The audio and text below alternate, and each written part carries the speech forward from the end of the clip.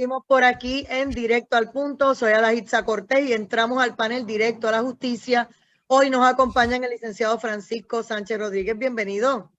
Buenas noches, Adaitza, a ti, a los que nos escuchan por el canal digital, por la estación, por el Facebook Live y las distintas plataformas que se transmite este programa. También a Luis Lajara, que me supongo que está en los controles. Así es. Al licenciado Joel Caraballo, al licenciado José Torres Nolasco, los compañeros que están con nosotros hoy, para discutir una serie de temas interesantísimos de ciertos casos que han ocurrido entre esta semana y en el día de hoy. Esto está bueno. Y saludos a Joel Caraballo, licenciado, bienvenido. Muy buenas noches, Adaitza. Muy buenas noches también al compañero Francisco Sánchez, licenciado José Torres Nolasco, y sobre todo a tu distinguida audiencia que nos escucha a través de estas plataformas. Aquí está el licenciado José Torres Nolasco, como siempre, estamos ready para hoy. Muy buenas noches a Adaitza, muy buenas noches a todos los compañeros, al licenciado Francisco Sánchez, al licenciado Joel Caraballo. Joel acaba de mirar hacia el lado para ver cuál era el nombre que yo tenía, porque a mí me conocen por Joe, y Joel decía, Joe, le digo, ¿cómo le digo? Por estar usando los apodos, por eso es, porque a veces algunos le dicen a Francisco Fico y de momento dicen, digo, licenciado. Empiezan a usar los apodos y después se enredan. Bueno, Tribunal Supremo Federal decide que el requisito de jurado unánimes en veredictos de culpabilidad no aplica de forma retroactiva, y esto determinó que solo procede en los casos que no se ha resuelto o están en proceso de apelación. Francisco Sánchez, arrancamos contigo. Sí, mira, voy a tomar un privilegio rápido. Hoy es el programa número 100. Número 100, muchas felicidades. Muchas felicidades. Llevamos 1 año y 9 meses transmitiendo este programa de Directo a la Justicia para todos los que nos escuchan. Y primero que nada, agradecerte a ti, Adaitza, a la producción de Guapa Radio, a la familia Blanco, claro. Estamos aquí ya por un montón de tiempo y esperamos seguir estando con nuestros escuchas, ¿verdad? Y tratando de explicar los temas jurídicos, que yo sé que son medios complicaditos, pero nosotros tratamos así de hacerlo un poco más fácil de digerir esta cosa, ¿no? Bueno, como dices, se resolvió un caso en el día de hoy, ¿verdad? Interesantísimo por demás, porque pues básicamente contesta lo que no había contestado el caso de Ramos, ¿verdad? Versus Luisiana. Y en el día de hoy se plantea en el caso de Benoit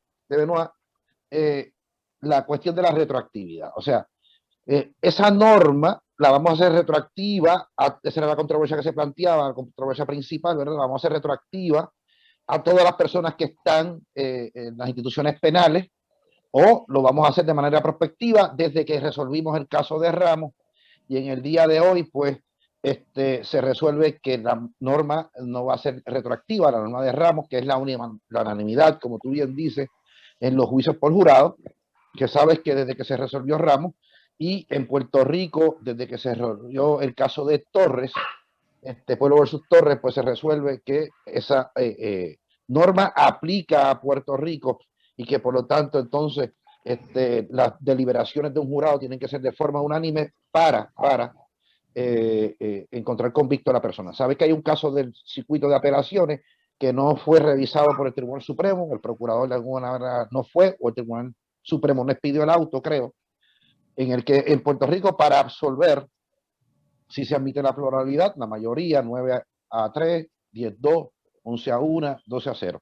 Pero esta decisión de hoy fue una decisión dividida, 6 jueces a favor, 3 en contra, así que ahí tuvimos el ala liberal de verdad, en los que estaban en la disidencia, ¿verdad?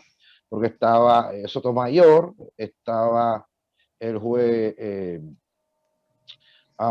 estuvo en el primer circuito, se me olvidó el nombre ahora, pero nada, los jueces liberales estaban ahí. Así que nada, dejo a los muchachos para que continúen la discusión de este caso que se resuelve en el día de hoy. Vamos con José Torres Nolasco. Vamos a hacerle el turno a Joel Caraballo, que lo veo un poco desesperado, que estuvo leyendo la decisión le ha dado como 4 horas leyendo la decisión y un poco desesperado. Adelante, Joe. Qué interesante, como como ponen el Eso es nombre de cariño, dale. Mira, yo creo que esta determinación era sumamente importante porque en Puerto Rico rige un principio que es el principio de favorabilidad.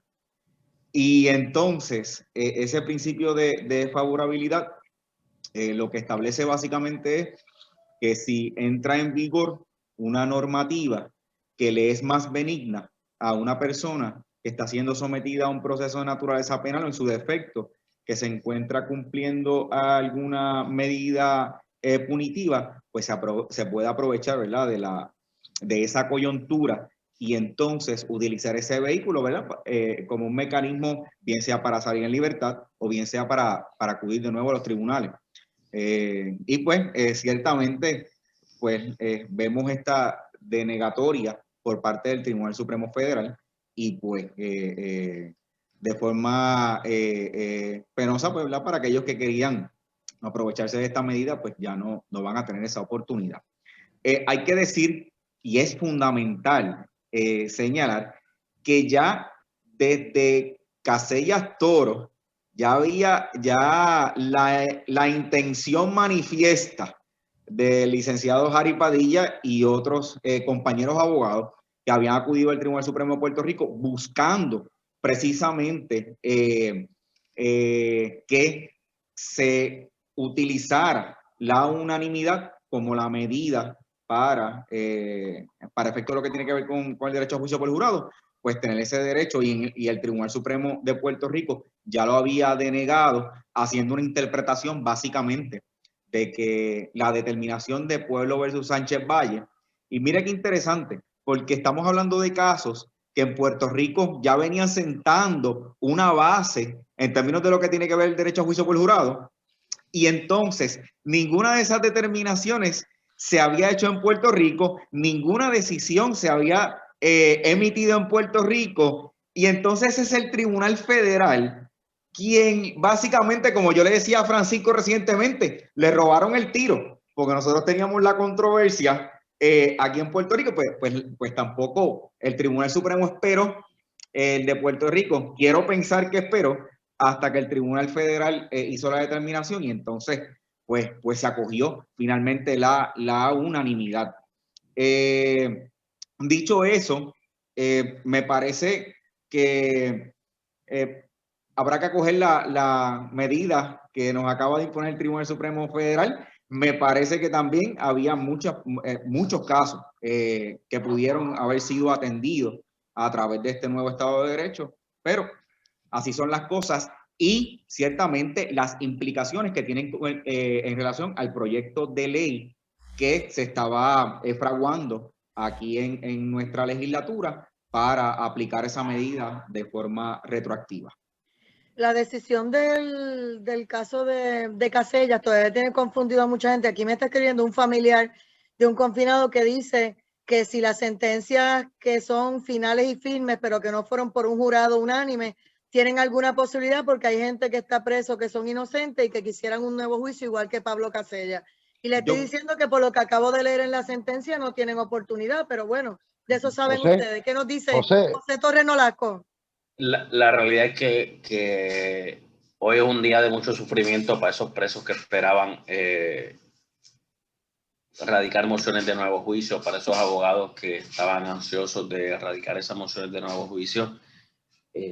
No hay margen para el particular. Básicamente dice el Tribunal Supremo que si el caso no estaba vivo, si no había tenido una decisión final y firme, o sea, el caso tiene que estar o adjudicándose en instancia o en alguna etapa apelativa para que entonces pudiera aplicarse el derecho a juicio por jurado.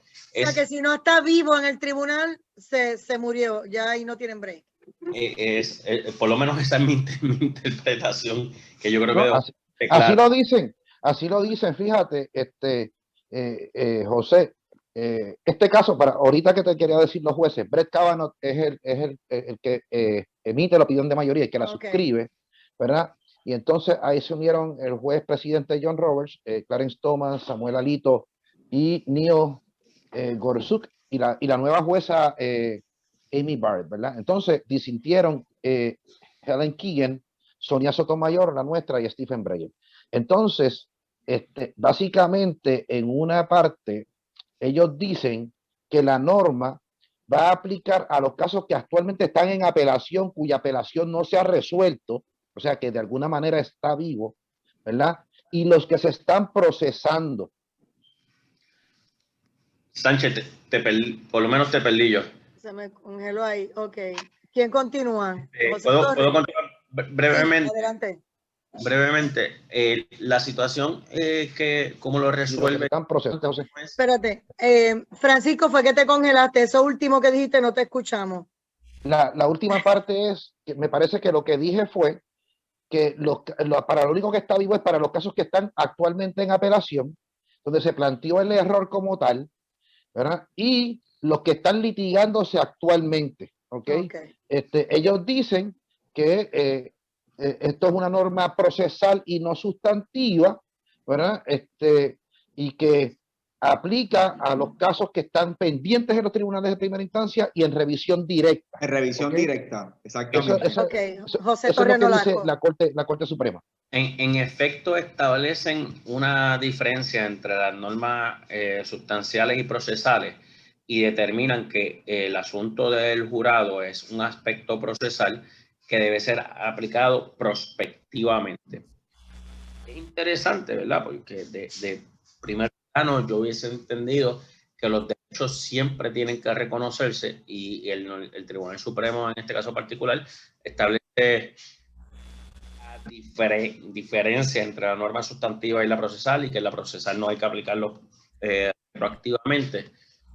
La realidad es que en el caso de Casella, que es un caso que yo sé que muchas personas público que tiene, siempre se planteó, el abogado Jari Padilla lo planteó y lo planteó en apelación, y es un caso que hasta cierto modo está vivo. Y la situación aquí en Puerto Rico en relación al caso que resolvió el apelativo que mencionó Sánchez todavía no ha llegado al Tribunal Supremo, que es en relación a si, cómo se va a aplicar cuando es no culpable, si tiene que ser por unanimidad el no culpable o tiene que ser por mayoría. Por mayoría, como era antes en Puerto Rico, que 9-3, 10-2, 11-1, y pues evidentemente 12-0. Ese aspecto todavía no ha sido resuelto. Yo no tengo la menor duda que eso debe estar llegando próximamente al Tribunal Supremo de Puerto Rico, porque si mal no recuerdo fue resuelto recientemente por el Tribunal Apelativo en el panel de Fajardo, Macao Fajardo, un panel de... Hace 3 semanas. Hace 3 semanas atrás aproximadamente. Hace 3 semanas. Mira, para dejar a Joel con esto, porque para seguir la línea de Joel, este proyecto de la Cámara 283, que está enmendando la regla de procedimiento criminal para ajustarlas al nuevo Estado de Derecho, muchos han tardado. De hecho, yo estuve en un grupo de trabajo que lo presidía básicamente, el que ponía la batuta, era Jari Padilla, que formó el presidente del Senado entonces, que era Tomás Rivera Chat, el año pasado.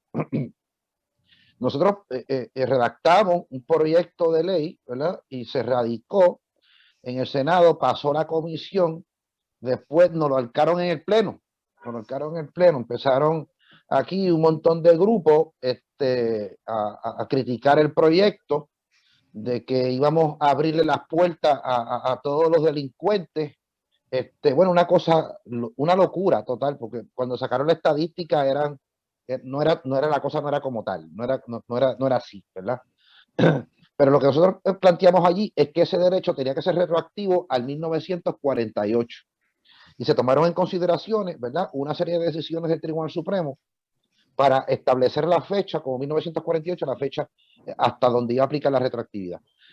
La cosa es que nos cayeron encima con el proyecto y, ¿verdad?, en ese momento, pues Wanda Vázquez era gobernadora, imagínate, habiendo sido fiscal, pues ella salió de la fiscalía, la Procuraduría de la Mujer, y de ahí a secretaria de Justicia, y de ahí a gobernadora, o sea, ella no ha hecho otra cosa, ¿verdad? Y ahora sigue con mentalidad de fiscal, porque ahora está dando conferencias por ahí de órdenes de protección, de cómo obtener órdenes de protección ahí. Así que, pues, evidentemente nos lo colgaron, no pudimos avanzar. Ojalá y este proyecto 83 lo pase, sí, porque a mí me parece que es una cuestión de derechos civiles. Y fíjate que la juez Keegan, precisamente en un disenso, en una nota, la juez pone que esto se debe a unos rémoras de racismo norteamericano que pretendía con este tipo de jurados, con esta pluralidad, coger a las minorías, especialmente a los negros, ¿verdad? Y encontrar los culpables en los casos. Y eso lo dijo la juez Keegan en la opinión. Y es una rémora y es la realidad. Y entonces los jueces de la mayoría, evidentemente, se taparon los ojos ante esto. Pero por otro lado, y es como yo he hablado tanto con Joel como con José, la cosa aquí es que en Puerto Rico, hace tiempo el juez Trias Monge, desde la década de los 70, hablaba y decidió que nuestra constitución es de factura más ancha. El Tribunal Supremo de Puerto Rico, en el caso de Pueblo versus Torres Rivera, dejó eso subjúdice, esperando precisamente el caso de hoy, ¿verdad? Y me imagino que decidirán esto a base del caso que se resolvió hoy. No tengo duda alguna, ¿verdad? Y pues me parece No, aquí hay algo como que se acabó el juego. Bueno, aquí las esperanzas están puestas en el proyecto 283, pero es que esto yo lo viví el año pasado, lo vivimos los abogados que estuvimos envueltos en la redacción de este proyecto de ley, ¿verdad? Pero vamos a ver en Cámara y Senado y el gobernador Pierluisi si tienen otra mentalidad en este momento. Joel Caraballo sobre el tema. Hay una cosa a considerar precisamente de esta opinión de Edwards versus Wanoy, y es que la Corte está haciendo, o sea, cuando se emite una opinión, es bien importante considerar las palabras, los adjetivos y esa construcción metafórica porque le da contexto y entonces le imprime una normativa y le emite una orden. Y ese es un análisis que nosotros los abogados hacemos mucho. Y mire cómo el tribunal razona y dice, la Corte repetidamente ha dicho que la decisión que promulga una nueva norma procesal no aplica ordinariamente de forma retroactiva. Y mira qué interesante es esto. Ellos dicen no aplica de forma retroactiva de forma ordinaria, es decir, que como principio general, esto no va para atrás. Esto nosotros lo estamos resolviendo para estas particularidades del caso y de aquí en adelante. Entonces, no sé si Francisco lo mencionó, pero aquí en un caso recientemente también del Tribunal de Apelaciones, hubo un planteamiento que surgió a nivel de instancia sobre que para encontrar, para absolver, se planteaba entonces también la unanimidad. Y entonces el tribunal de primera instancia no acoge el recurso, van al tribunal de apelaciones y el tribunal de apelaciones entonces dice que no, le dice, no señor, aquí no me vas a venir a plantear ese aspecto de la unanimidad para absolver, y entonces pasa nuevamente a discutir los casos que ya nosotros hemos reseñado, ¿no? Pero qué interesante cómo le dieron, el Estado va y entonces dice, bueno, es que sí, para encontrar culpable tiene que haber unanimidad, pues para absolver, pues entonces también vamos nosotros a tener la oportunidad de que sea por unanimidad, y entonces en ese sentido se planteó. Sobre este particular, yo entiendo que el Tribunal Supremo de Puerto Rico o no entrará, o en su defecto, la determinación será sostener la norma de Ramos versus Luisiana si llegara ante la atención del Tribunal Supremo. Yo no sé qué va a decir. Yo no sé qué va a decir brevemente, qué va a decir el Tribunal Supremo. Como dije, el Supremo no expidió el auto de excepcional para revisar la decisión del apelativo, interpretando que para absolver no tenía que ser unánime, ¿verdad? Y me parece que llegó, y el tribunal no expidió, pero hubo dos opiniones disidentes, creo, y una es el juez Estrella, me parece que también escribió algo sobre el asunto. Pero nada, yo creo que es un buen proyecto 283. Pero pues si voy a juzgar por la experiencia previa que ya tuvimos, pues obviamente quizás vamos a reír la misma cosa, hay ciertos analistas políticos, digo, analistas de derecho y analistas políticos que nunca han ido a un tribunal, que están criticando ya el proyecto 283, que le han caído encima a Quiquito Meléndez Yo sé de quién tú hablas. ¿verdad? Y a Ángel Matos, imagínate, ya sabes de quién hablo, ¿verdad? Entonces, no te preocupes, no has dicho nada, no lo voy a mencionar aquí. Mira, sí, no, algo más, José Torres Nolasco, de ese tema para pasar al próximo. Ok, pues el Supremo de Estados Unidos, ahora con esta nueva mayoría conservadora, va a revisar la ley del aborto. Y con los demócratas en el Congreso y en la presidencia de los Estados Unidos está la más de interesante. Así que, José Torres Nolasco, arrancamos contigo. Introdúcelo, José. El Tribunal Supremo de Estados Unidos tiene ante su consideración ahora mismo, va a tener ante su consideración una situación del estado de Mississippi en el que se ha ido regulando la legalidad del aborto, hasta cuántas semanas el aborto. Ahora mismo y entiendo que la ley que se está impugnando era de semanas, se ha hablado hasta de 6 semanas. A todo el mundo le preocupa de la ex jueza Ruth, y el apellido se me hace un poco complicado, falleció. La realidad es que ella fue una de las personas liberales, una jueza que estaba evidentemente a favor del aborto, y ahora Ruth Bader Ginsburg. La realidad es que esto lleva ahora a un Tribunal Supremo que es un poco más conservador, creo que bastante más conservador, con 6 jueces que son bastante conservadoras, aunque ya había una mayoría de jueces conservadores, pero ocasionalmente en este momento, con esa constitución del Tribunal Supremo, es que puede estar en juego la decisión que tomó en el 1973, si mal no recuerdo, de Roe vs. Wade, y restringir el aborto hasta quizás hasta prohibirlo. Hay expresiones que se toma en consideración 6 semanas, porque se entiende que desde las 6 semanas ya el corazón empieza a palpitar y quieren establecer, y se pretende establecer que desde ese momento que ya en efecto hay una vida. Va a ser muy interesante. Escucho una musiquita, creo que vamos a la pausa. Nuevamente con el caso ahora de Mississippi, ¿verdad? Sí. Que va a llegar al Tribunal Supremo, y el Tribunal Supremo anunció hoy que lo iba a revisar. O sea, que esto va. Vamos a ver si por fin terminamos con el genocidio que comenzó en 1973, ¿verdad? De estos abortos a las etapas más avanzadas del embarazo. Cualquier mujer, la legislación vigente es con una certificación médica, que eso psicológicamente o físicamente le hace daño suficiente para que, ya, 4 o 5 meses, como quiera, lo podía abortar. Sí. Ahora, hasta el día antes de nacer, ahora mismo, ¿verdad? Entonces, Mississippi lo llevó a partir de la 6ª semana. ¿Sabes? Entonces, ahora lo subieron a 20 semanas, ¿ok? Y por ahí es que van. Entonces, ya Mississippi los prohibió. Las cortes de Mississippi han dicho que eso viola Roe vs. Wade, pero finalmente el caso siguió su curso en la rama federal, y llega entonces al Tribunal Supremo, que lo va a revisar esta semana, y yo espero que con esta nueva mayoría, pues esa legislación jurisprudencial, por fin salgamos de ella y nos despidamos de eso como una cuestión del pasado. Pero yo creo que debemos entrar, yo creo que con eso no es más que nada, pero me gustaría entrar con los compañeros, y me parece importante a mí discutir la cuestión esta de que no le van a arreglar cargos a Verdejo a nivel estatal. Claro. Bueno, Joel, si no tenías algo que comentar sobre esa ley de lo del aborto, pasamos al próximo.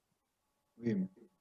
No, okay, pues vamos, básicamente lo mismo que añadió Francisco, que es momento de que el Tribunal Supremo Federal se exprese y le den total uniformidad a las determinaciones, y no estemos hablando de 2 o 3 semanas y esta es la decisión y este es el ruling que se va a seguir de ahora en adelante, para que entonces, ¿verdad?, no vuelva esta controversia a acudir a los tribunales y por fin terminemos ese asunto.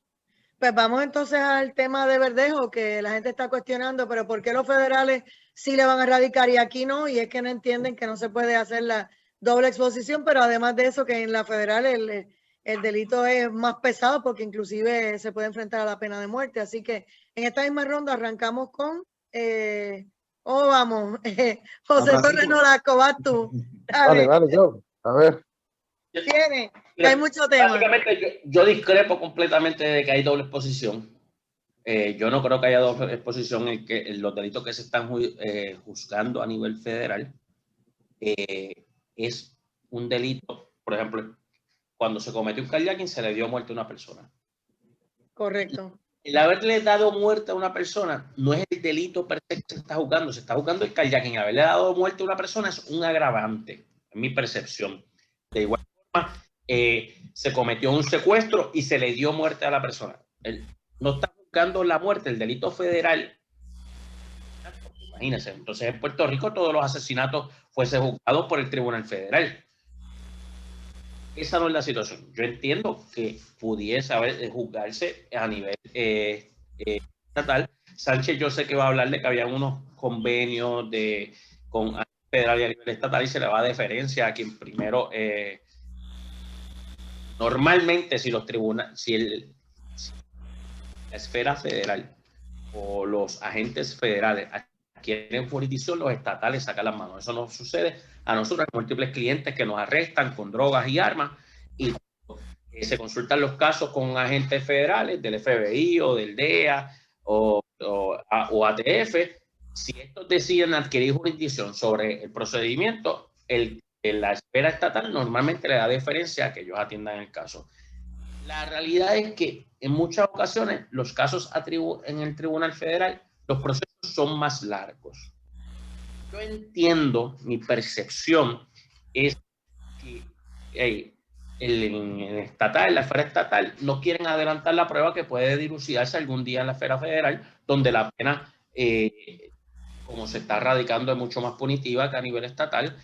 Y la realidad, y entiendo, aquí no hay doble exposición, no es lo mismo que Sánchez Valle, de ninguna forma es lo mismo que Sánchez Valle. En Sánchez Valle se trataba de juzgar el mismo delito. Vamos a ver, Sánchez, cuando pasó lo de la tómbola, yo recuerdo que cuando terminó ese caso en el tribunal lo estaban esperando los federales y cuando pensó que iba a ir absuelto, los federales ahí mismo arrestan a uno de ellos y se lo llevan para la esfera federal. Claro, mi pregunta es, en este caso, ¿puede ser que lo estén viendo los federales y terminan ese caso y se lo llevan para la estatal a radicarle en otro caso en otro momento?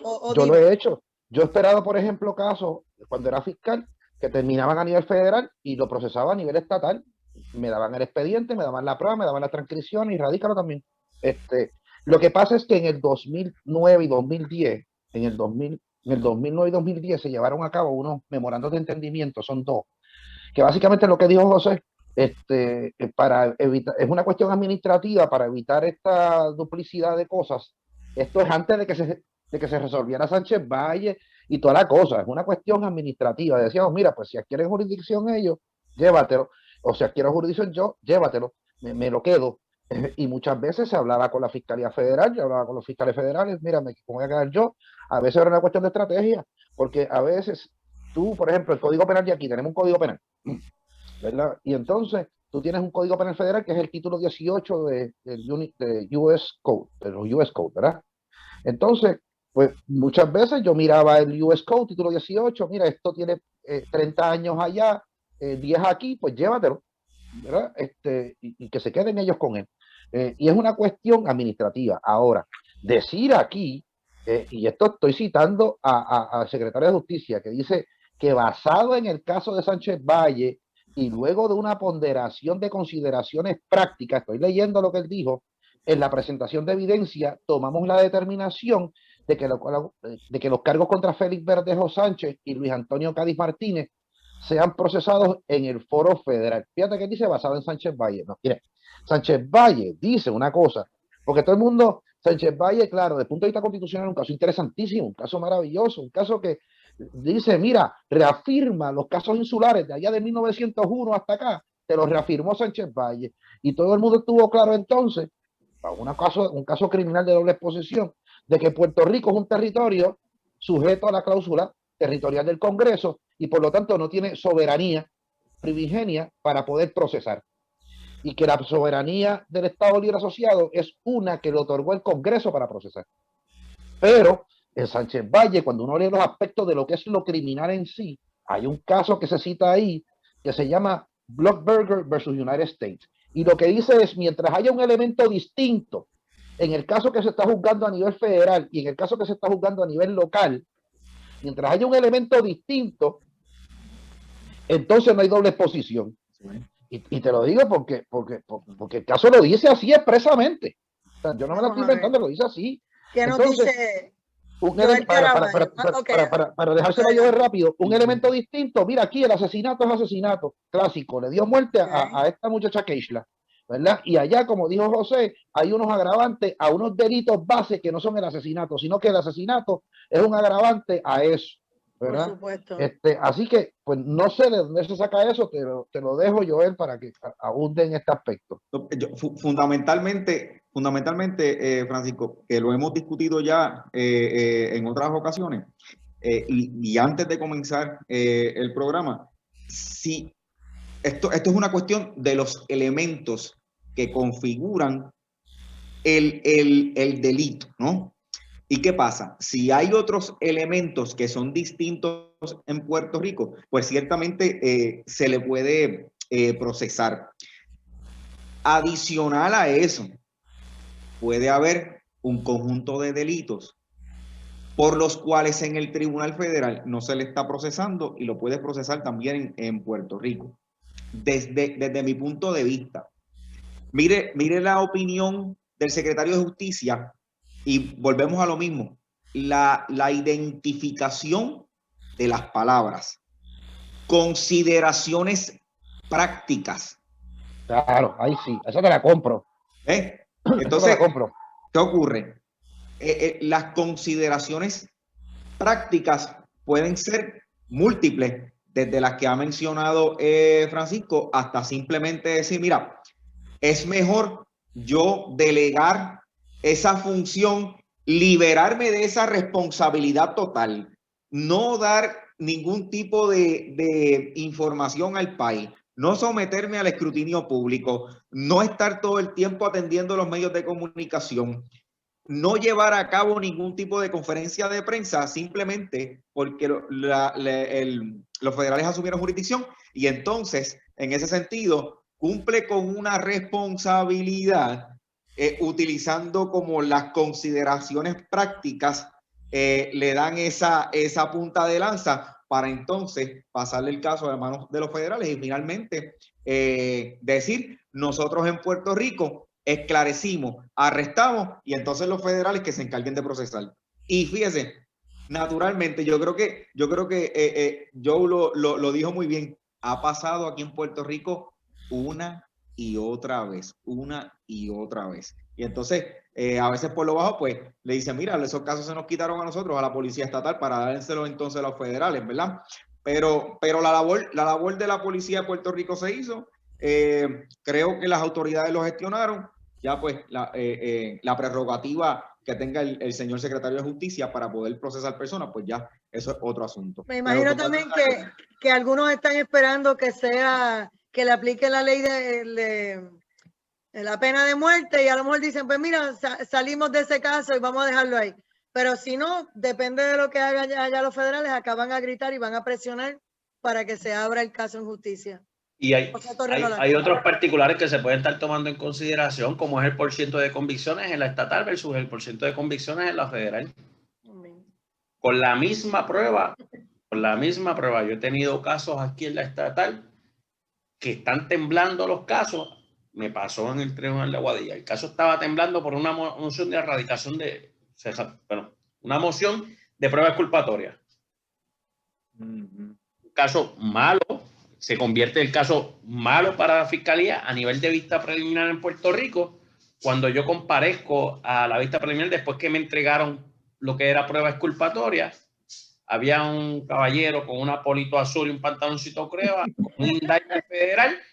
La fiscal en corte abierta desistió de mi caso en la vista preliminar. En tu cara ahí. Cambiaron de uniforme. De uniforme y cambiaron de la cárcel de las Cucharas de Ponce al Airbnb en Guaynabo. Claro. O sea, que mira, hay varias, es que tenemos muchas cosas, pero ahorita Joel Caraballo nos estaba hablando en la pausa sobre el tema del cannabis y los casos que están. Vamos a hablar de eso porque hay unos que están pendientes por la cuestión de la licencia de armas y la licencia del cannabis y lo que dice la ley, y otros de que no saben si por tener licencia de cannabis están violando la cuestión de grilletes, otros privilegios y demás. Vamos contigo, Joel. Mira, en esencia va esta controversia que se llama Pueblo versus Hernández Fuente, reciente ahora del 2021. Básicamente se plantea un asunto en cuanto a la utilización del cannabis en un procedimiento de probatoria, ¿verdad?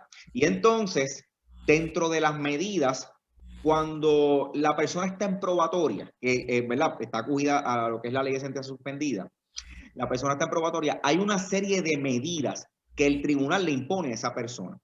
Y entonces, la persona las tiene que cumplir, ¿no? Pero ¿qué pasa? Con la llegada del cannabis medicinal y su legislación, se ha permitido que las personas que tengan un problema de salud X puedan utilizar el cannabis. Ok, el caso está a nivel de instancia, pasa al Tribunal de Apelaciones y entonces el Tribunal de Apelaciones decide no acoger el recurso, van al Tribunal Supremo y finalmente el Supremo lo que dice, mira, no plantees todavía el asunto de la revocación de la probatoria porque todavía no se ha dado la vista final para revocar la probatoria. Y ese asunto, fíjense, ese asunto hay que resolverlo porque hay muchos pacientes de cannabis que están precisamente con medidas y en procedimientos donde están en probatoria y tienen que acudir al tribunal. ¿Y qué pasa? El tribunal, considerando que le prohíbe el consumo de sustancias controladas, en cuanto a obviamente cualquier tipo de sustancia controlada, revoca la probatoria y entonces puede mandar a ingresar. Puede pasar que se ordene que venga un médico y explique que esa persona necesita el cannabis. Pero la jueza presidenta, Maite Oronoz, en la opinión disidente de este caso de Hernández Fuente, dice, ¿para qué necesitas un médico que certifique que necesita el cannabis medicinal? ¿Para qué tú lo necesitas? Es que eso es totalmente contrario a derecho. ¿Por qué? Porque hay una ley habilitadora, que es la ley número 42 del 2017, que establece que ninguna persona va a ser encausada de forma criminal, ni tampoco se va a establecer alguna medida punitiva en contra de esa persona cuando es un paciente de cannabis en observación a la ley de sustancias controladas y obviamente que tenga una licencia vigente. Esto no lo están cumpliendo porque muchos patronos, si tienen licencia de cannabis, los destituyen. Y lo de la licencia de armas, vamos contigo, José Torres Nolasco, para cerrar este tema con Francisco. El asunto de la licencia de armas,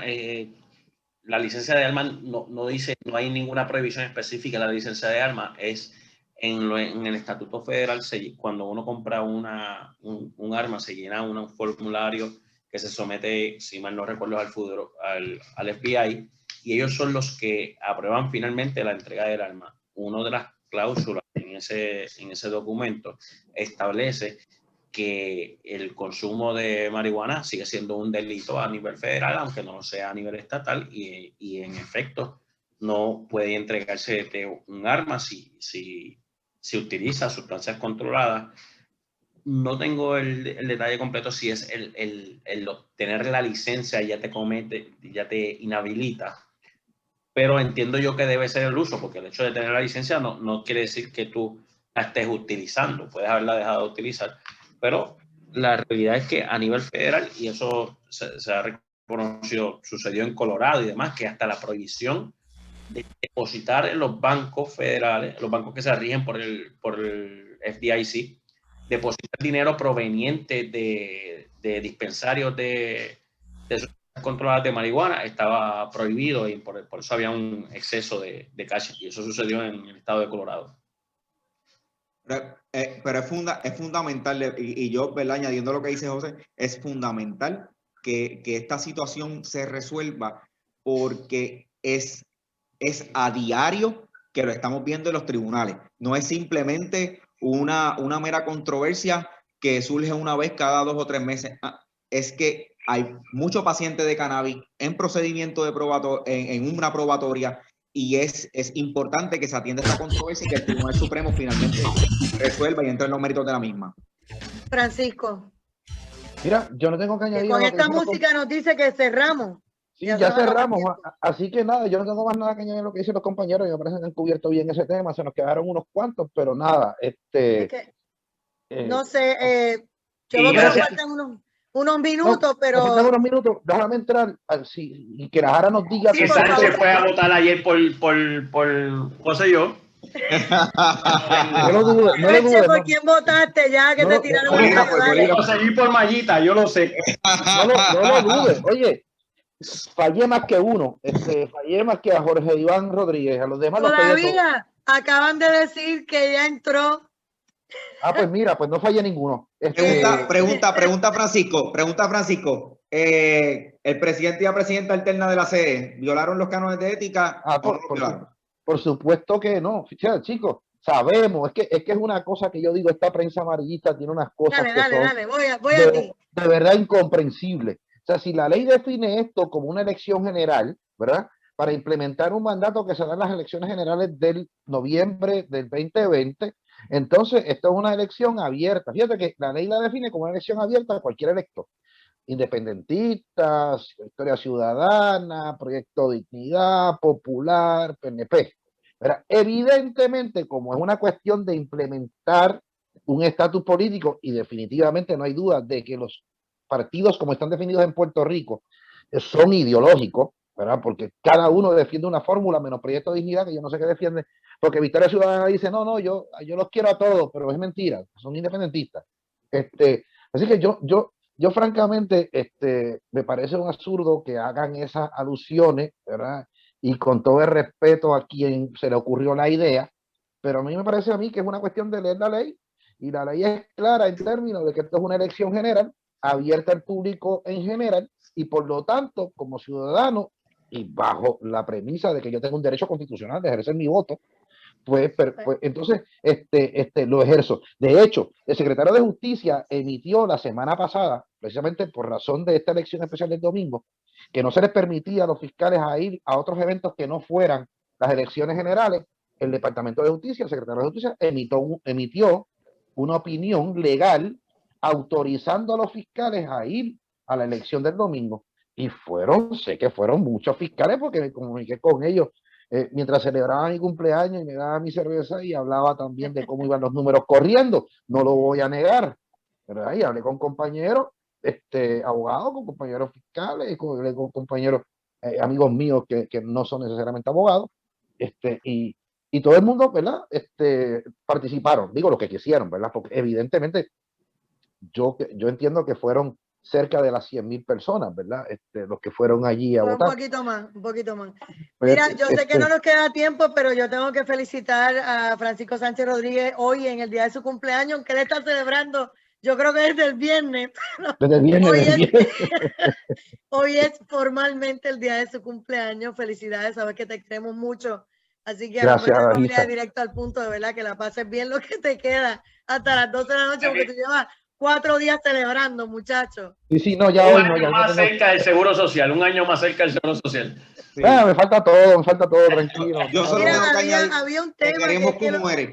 Te queremos como eres. Así es, hay temas que se nos han quedado, pero seguimos arrastrándolo, lo de la ley de por no venganza y todas esas cosas. Eso lo guardamos para la semana de arriba, así hay que hablarlo. Dios me los cuide. Sí. Y amigos, será hasta mañana en otra edición de su programa. Que la pasen bien, linda noche. Muchachos. Muchas gracias. Buenas noches. Hasta el próximo lunes.